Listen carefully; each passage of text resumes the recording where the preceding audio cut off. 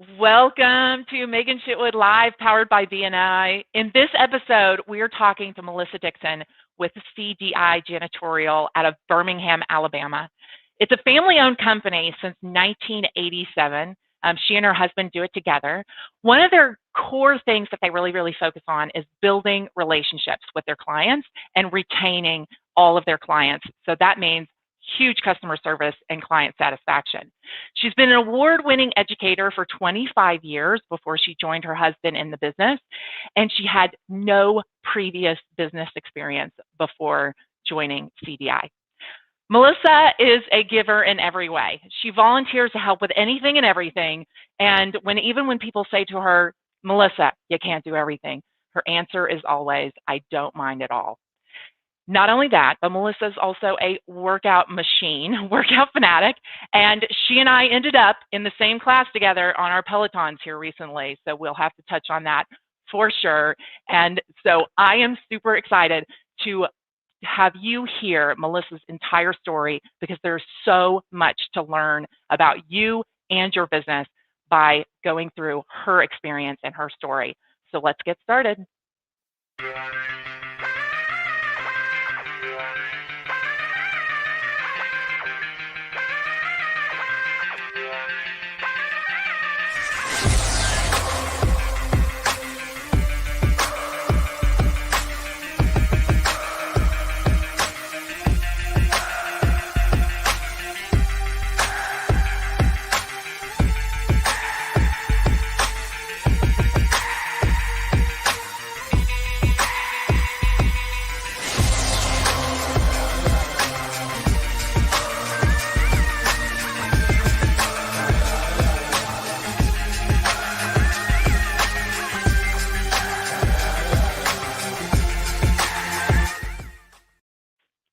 So as you know, this show is all about sharing the stories of BNI heroes, everyday business owners who are working with a team to increase their sales and grow their businesses.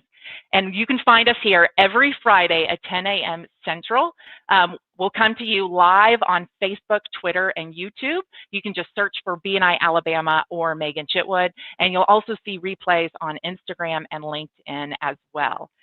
So now let's get to Melissa's story. I'm so excited. Thank you, Melissa, so much for being here to share your story. So, good morning. I am so thrilled to be here. Thanks for having me. You're so welcome. You're so welcome. So first, let's talk about your business in general, CDI Janitorial. So just tell us a little bit about kind of what it is, how you worked with it, what makes you special? What makes your business really special? Well, we are a small business here in Birmingham. We've been in business for about 34 years, which is a huge feat for small businesses. It was started by my husband, Charles.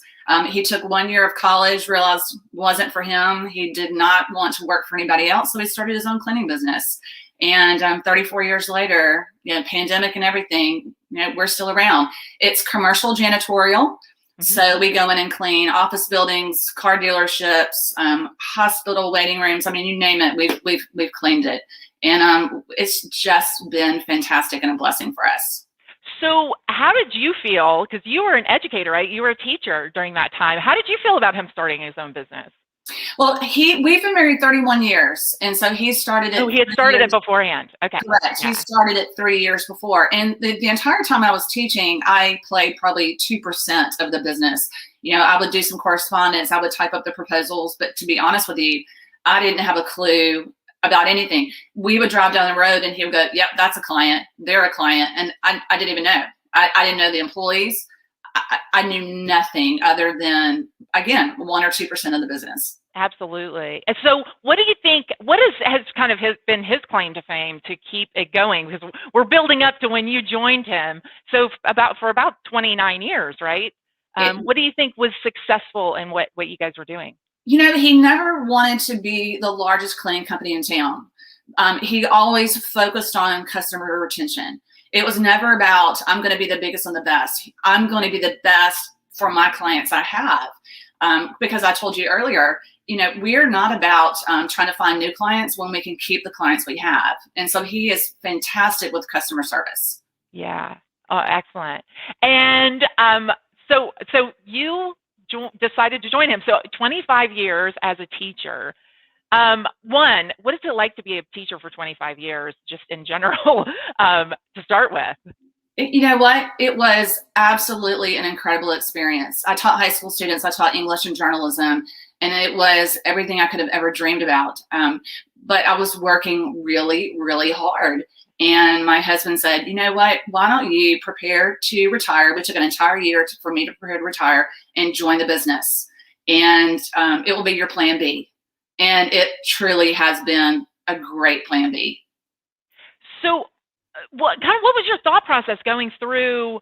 Like he said, hey, why don't you think about joining the business? Like, what were you thinking during that time? You know, I thought I could handle it. I thought, no problem. I will work an hour or two a day, and then I'll go have lunch with friends, and this will be the easiest thing I've ever, been involved in. I mean, how hard could it be if I've been a classroom teacher for 25 years? And oh boy, was I wrong. I knew nothing. I had no skills. I couldn't sell anything. This was a business that I had literally watched my husband live and breathe for, almost 30 years, but apparently I wasn't paying attention. I knew nothing. I could not sell the business. I couldn't tell you anything about what the business did. I would have people ask me about particular floors, and I didn't know. I was at a loss, and I knew that I had to find that solution, and that's where BNI came in. Nice. So yeah, tell us. So what was, when you found BNI, kind of what was the solution that you were trying to solve for yourself? I knew that I needed to be around like-minded people who were successful, who could teach me. And I just happened to run into Sydney Edmonds, who is our chapter president at a chamber event. It turns out that one of her children actually went to the high school I taught. And so we sort of had a mutual connection. And she was so enthusiastic about BNI. I didn't know. I had no idea.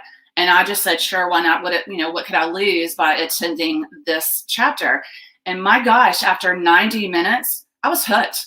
I didn't know that it was international. I just thought that this was the one group of people, and I had to be a part of it. And I immediately went home and filled out an application within hours. So what would you say was the problem you were trying to solve for yourself as you found it? I needed people who could guide me, and not necessarily people in the cleaning business, because none of my chapter members know anything about janitorial work. But I needed people who could guide me and answer the questions. How do I become a salesperson? How do I handle employees? I mean, the first time I got threatened by an employee, I ran straight next door. Sean Troughton, who was going to be your guest next week, he and I share in an office building. I couldn't run fast enough to him and say, oh my gosh, I think today might be my last day on earth. What do I do? How do I handle it? So, with my chapter members, I learn from their challenges.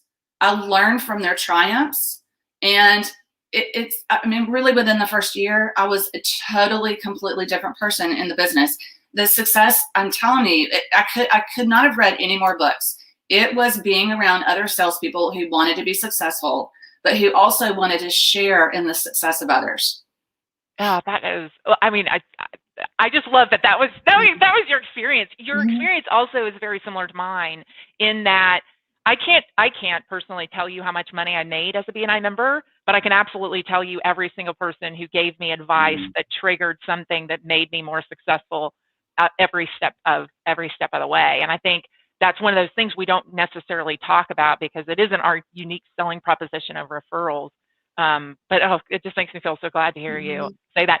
Now, the other one that I think is kind of interesting is it also gave you a different place other than your husband to go talk about business, right? I would think that was kind of a good, like, I've got my own space that I called it was my own space. I could be kind of ignorant and ask a lot of questions. Well, yeah, it's so funny. Every time I go play golf with my husband, he tries to teach me how to be a better player. And that's where I'm like, I don't need this advice. I don't need to, I don't want to listen to you, even though he's so much better player, golfer. It's the same thing in business. When he would try to give me advice, I'm so competitive. I didn't want to admit that I was flawed. And so we would butt heads. With BNI, it was so much easier for me to take advice from them. And I don't know if that's wrong, but it was, just even so much about the biggest issue I had really was how to handle my employees. having taught 18-year-olds for 25 years, if I have a knucklehead who does something, it would be nothing for me to go, what is wrong with you? And it was funny.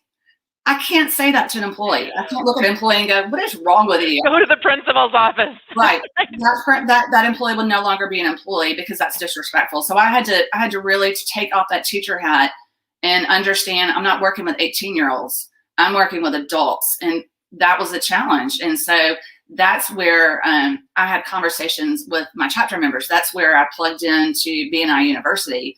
It was those small, simple things that really catapulted me, to be a very successful businesswoman.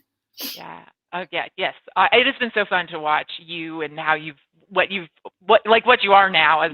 So I want to get back to this competitive thing and sidebar the business talk for just a second, because you and I ended up in the same Peloton class this week, right? It was earlier this week?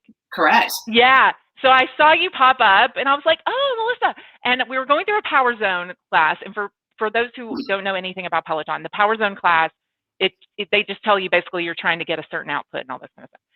So I see Melissa, and Melissa is like, I started a little bit earlier than her, but she is tracking all along the way, just absolutely tracking all along the way. And I thought, oh my gosh, I have worked for 18 months to get my power zones where they are. She must have the same power zones as me. This is amazing. This is awesome. And then at the very end, she blows past me. So I know that Glenna had asked me earlier, like you said that you did beat me. Let me just make it very, very clear. You did. You had the best output at the end of the class, without a doubt. And the entire time I'm sitting there going, I'm writing to a plan. I can't go chasing Melissa. I can't do that. I'm writing to a plan, and I'm just trying to write to this plan. So I saw your competitiveness a little bit earlier. And you know what? I had no plans to work that hard that morning, but when I saw you, I was like, oh, it's on. It's on.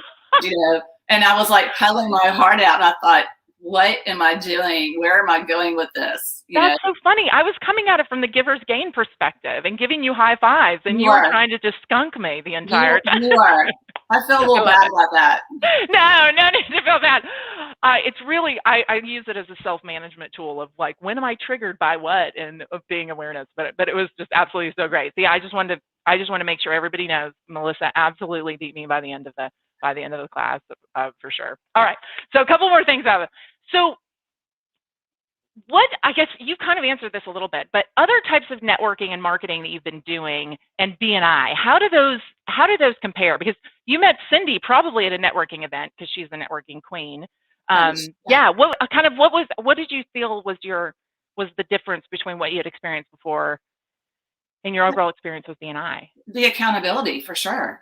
Yeah. I love Dr. Meisner's plan because it holds everybody accountable.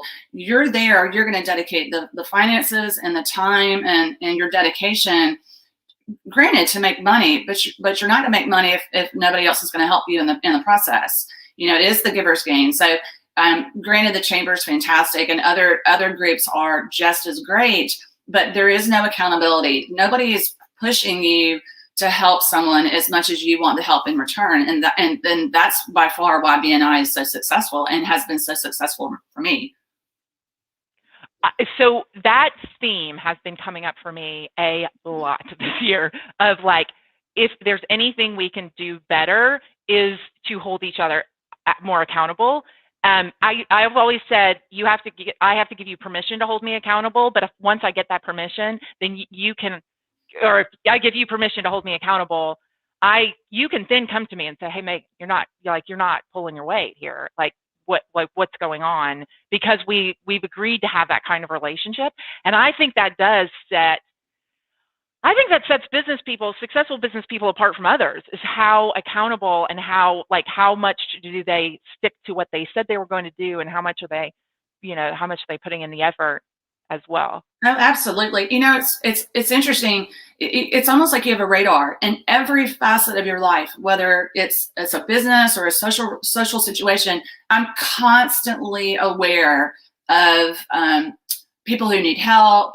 I've become people's go-to person. I got a text from a friend of mine who asked me a question. She said, it's funny, I'm texting you almost every day this week, asking for an electrician, for a gardener, for a landscaper. She's like, you happen to know everybody. I said, I don't know everybody, but I know the right people. and not so much just my chapter, but cross chapter. I passed a cross chapter referral just 2 days ago.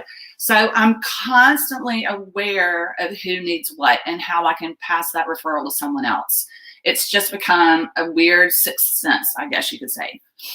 Well, and that is one of the most recent book that came out, and I don't have a copy in front of me, or else I would share it. But the Connector Effect talks about becoming a master connector, and exactly what you just described, just as what you do for people, is what a master connector does for people, right? It's that person might not have been in your business sphere. It could have been in your personal sphere, but they know you as the person who knows people and can solve that problem every single time. And I'm almost hoping that other people in my chapter feel the same way. I know janitorial is not an easy sell. It doesn't come up in cocktail conversations, but when the opportunity arises, I get strong referrals from my chapter.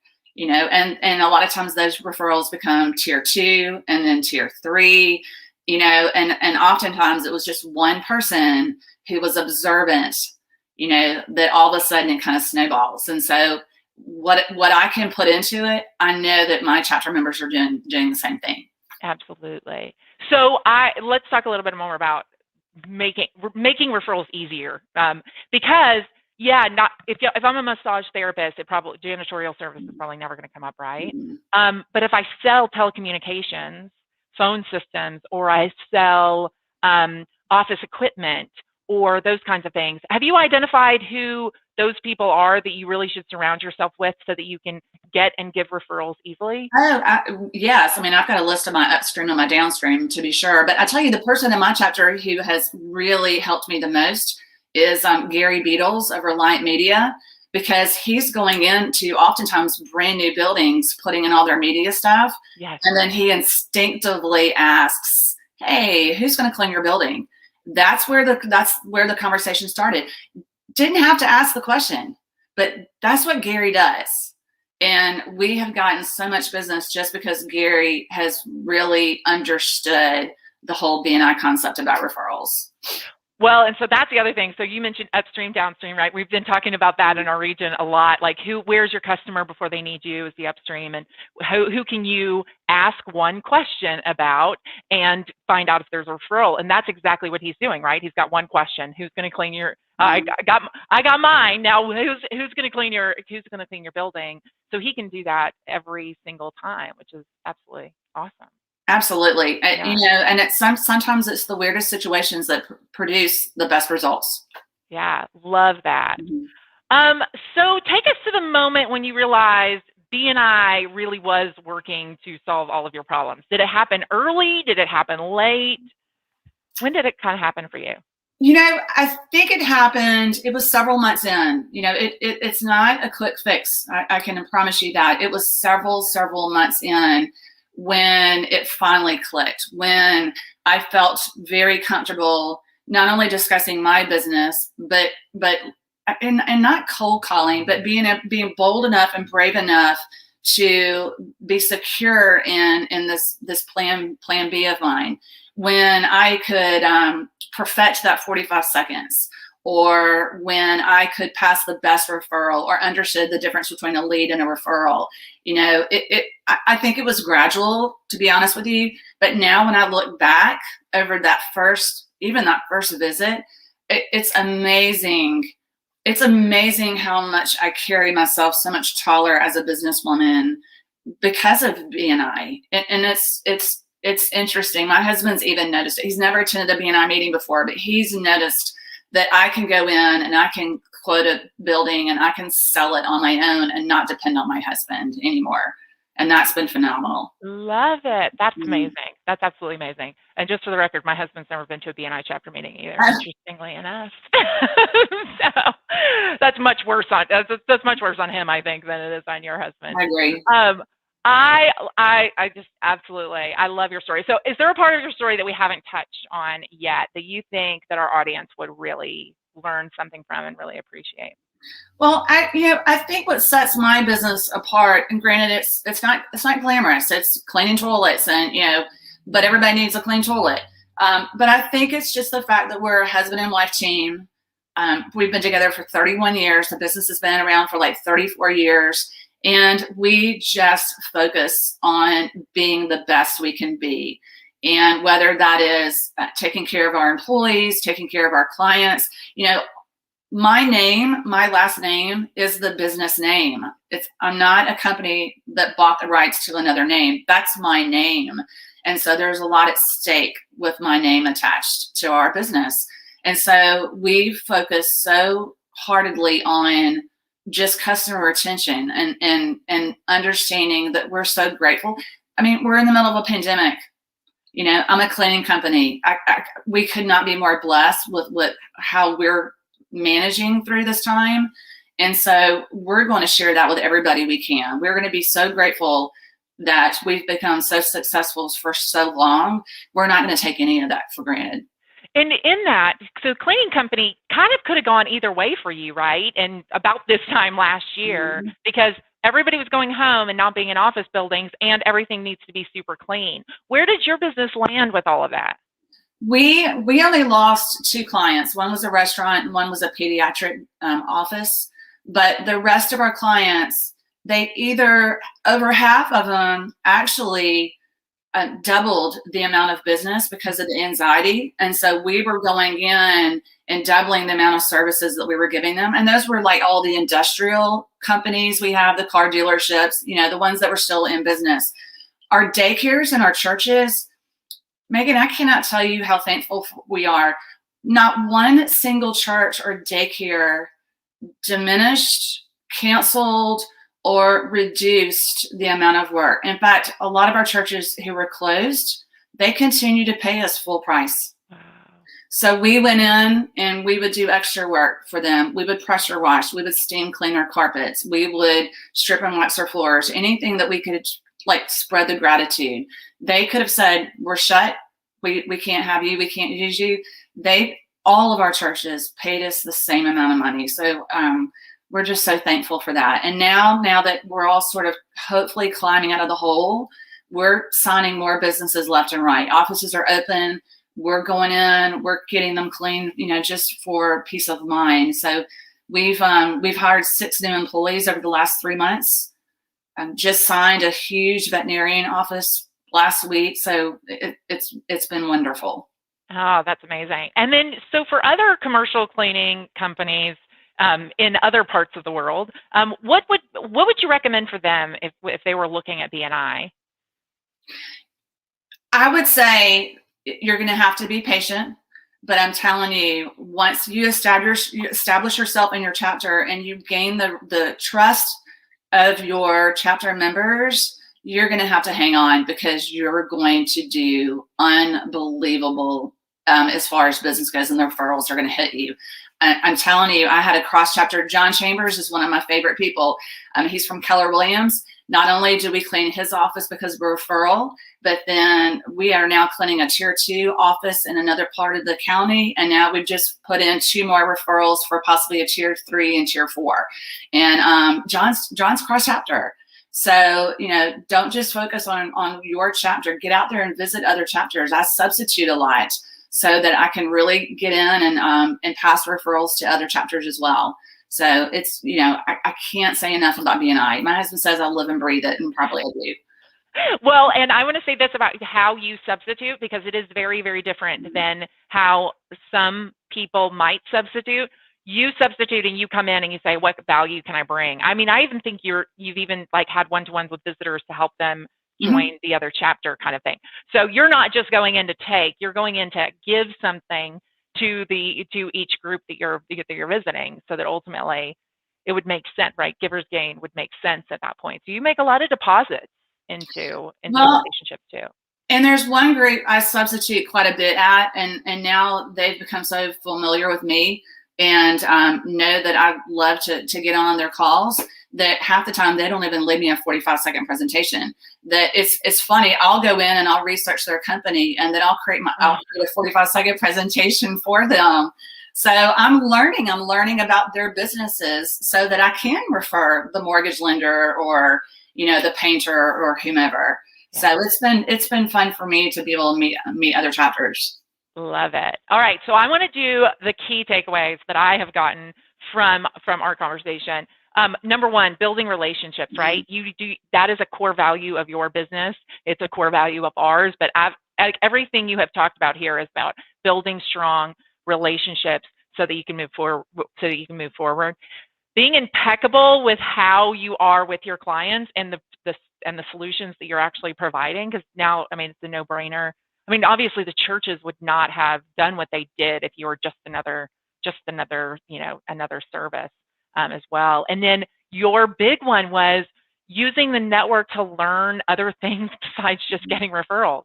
Asking people who have that experience to share that experience with you as well, which I think is a huge takeaway and a huge value that existing BNI members probably aren't fully taking advantage of. Yeah, I agree. It's not all about money. BNI is so much more than money. It's about the relationships. It's about the education. It's about understanding that something that was created in 1985, I mean, is bigger and better. I mean, we're all on Zoom now, and it's just a testament to it, BNI. There's a lot about BNI other than money. There's so much more to that. And that's what I love about it. And then the biggest one, I think, is you have shared with your network, whether it's your professional one or your personal one, that you are a solutions provider. And ultimately, I think you can absolutely wear the crown of Master Connector at the full-on intent of what it is, because, people are calling you every single day and asking you or texting you every day saying, do you know someone? So I think that's just absolutely tremendous. Absolutely. Thank you so much, Melissa, for being here. I'm so thankful to know you. You and I are going to be partners in crime as we move forward with a few chapters in Birmingham as well. It's just going to be very, very fun. But I thank you so much for sharing your story and just believing in BNI like you have. You've gone all in on it, and I appreciate that so much. Well, it's easy when there are people like you who believe in all of us. And to be honest with you, I don't think I was so competitive on Peloton to smoke you. I think I was more being teacher's pet. That's great. I love it. Then you should have let me win just by a little bit. Yeah, I thought about that for a few seconds. No, I actually appreciate it more than I can tell everyone that you got me, that you definitely got me. Well, I'm older than you, so I had to prove that something. I have to say, you're a little bit older than I am, and I'm like, you're my poster child of like, just keep doing what I'm doing, and I will be like Melissa. Absolutely. Thank you so much, Melissa. I appreciate you so much. Thank you. So I want to tell you a little bit about our next show. Melissa already mentioned our next show. We are going to have Sean Troughton on with Temperature Pro, and what is interesting about his story is he went from being a ship's captain to a home inspector to an HVAC company. And he was not an HVAC technician before he got started. Again, his business is focused on relationships and building relationships with his clients. And all he wants is to be a man of integrity, which I'm pretty sure he probably already is, but that is what he is striving to do as well. So thank you so much for joining us today. I look forward to seeing you next week, and have a great week.